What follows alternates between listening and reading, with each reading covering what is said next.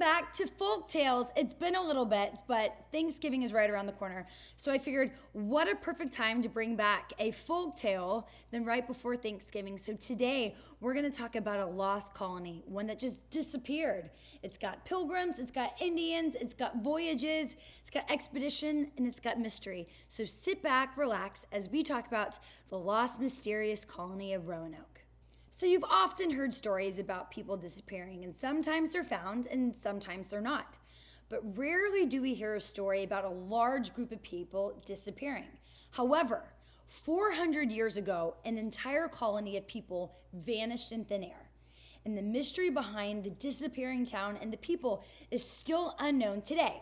So it's time to dig in a little bit deeper into the mysterious lost colony of Roanoke. In 1588, a man by the name of John White set sail for North America with 117 English men, women, and children.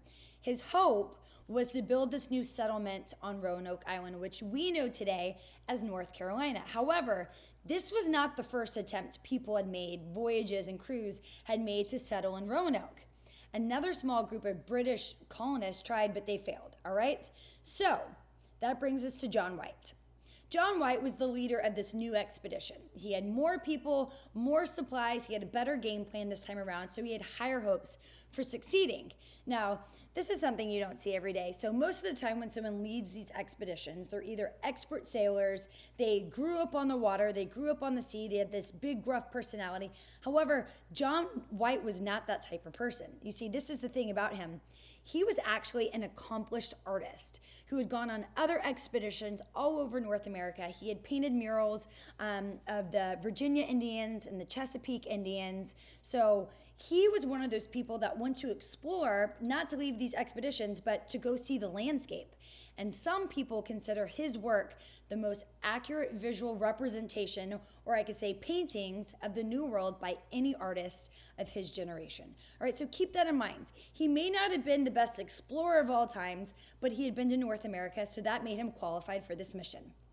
Okay, so that brings me back to my story. Okay, so after the first colonists failed at making it to Roanoke, a second group of people eventually succeeded in landing in Roanoke. So here's a fun fact, and I feel like if there's a first for something, we should probably learn about it, being folk tales, and we're trying to learn about history. So on that ship that landed in Roanoke, on John White's ship, his daughter traveled with him. Her name was Eleanor White Dare, and she gave birth to Virginia Dare, who went on to be the first English baby born on North American soil, which is pretty interesting. First baby ever documented going from England, being born in North America. Thought that was a pretty cool fact. It's not part of my story. I just thought it was pretty interesting. We'll move back to my lost colony. So here we go. So the colonists settled in Roanoke, all right, and everything was great. They were making a village. They started building houses. Well, pretty soon they ran out of materials. And so they decided, we're going to send John White back to England to get more supply for us so we can sustain here in North America. And so John packs up everything and he sets voyage back to England. But once he gets there, a war breaks out between England and Spain. And it is too dangerous for him to leave England. So he is stuck there for the next 3 years until 1590. Can't go anywhere. So eventually 3 years have gone by. And John White finally gets this crew together. He's given the green light. You can go back to North America. You can go back to your colony in Roanoke. He's got all his supplies, so they set sail. And it's not long until they pull up to the shore, and now on their boat, they had this big trumpet, and it was their way of letting the settlers know that they had arrived. So they're blaring this trumpet, but no one answers the call. It is eerie quiet. And when I mean like eerie quiet, it means like they don't hear birds, they don't hear laughing, they don't hear kids running around and screaming, they don't hear hammering, they hear nothing. All the houses that they had built the previous years had been taken down. The area around the houses were deserted. I mean, there was nothing around. Nothing that would show that people had lived there at one time. All right? So White and his crew scoured the area, but found no bodies, and there was no sign that there had been an attack of any kind. Where had everyone gone? Okay, so ready for this? So while White was exploring the area, he found 2 clues that were left behind.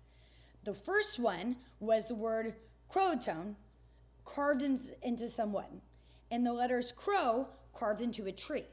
Now, White wasn't worried first about this because he had come up with this game plan with the settlers before he had left, saying, if something happens, I want you to go to the Croatoan Indian tribe who lived nearby. So in his head, he was thinking, all right, well, I guess something came up, so they've left and they're with them and they're safe. And so he's not rushing around frantically trying to find them. Him and his crew, they make camp for the night. They're going to come up with this game plan when all of a sudden this huge tropical storm comes in, what we would call like a hurricane. It washes away all their supplies and their boat is somewhat damaged, and they know that they've got to go back to England in order to get the supplies that they need to make this voyage to find for the people. So they get back on their boat. They're never able to go search for these people, and they head back to England. Well, it's not long when they get back to England that White actually passes away. But before he does, he has his friends and his family come to his deathbed, and he looks them in the eyes, and he says, you have got to go back. You've got to find my people, find my daughter, find my granddaughter, and figure out what happened. And then on his last breath, after that, he passed away. All right. Well, he had great friends and family, and they decided if these were his last wishes before he passed away, we're going to honor them. So true to their word, after promising on his deathbed that they would pick up the search, a few search parties went out to Roanoke. They did return to search for the missing friends, but the missing people were never found. They spent months looking around, could not find one article of clothing, not one landmark, nothing that would represent that someone from their initial voyage had been there before. They had likely disappeared.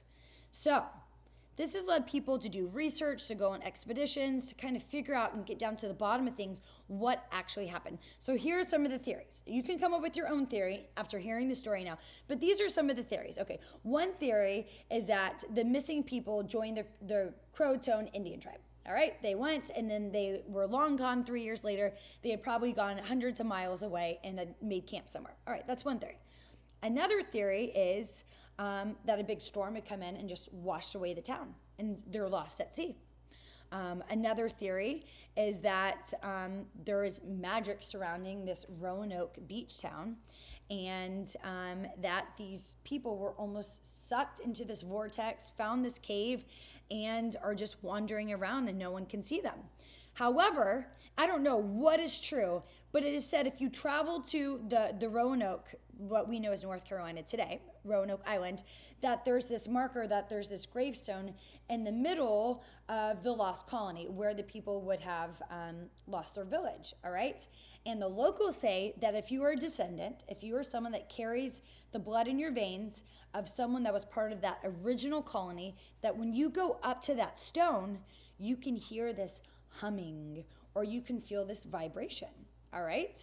And the other craziest thing is right before a storm happens, and this is what they say, right before a storm is blowing in, they say that you can oftentimes see the ghost or shadow of sailors and old British sailors and settlers wandering around the land. I don't know. I don't know if it'll ever be discovered, but the mystery of the Roanoke colony still remains as one of the biggest mysteries, unsolved historical mysteries of all time. So I think it's up to you to kind of figure out your own conclusion to the story. All right. What happened to them? Was it something tragic? Was it something magical? Was it something like very simple, like just leaving the land for somewhere new? No one knows. However, if you go to Roanoke Island, I challenge you to go up to that stone. Maybe you're a lost descendant of one of these people, but you'll never know unless you go there. So I challenge you to go out, explore. Hope you enjoyed, and just keep being curious, because curiosity leads us to learning new things. So we'll see you next time on A Folktale.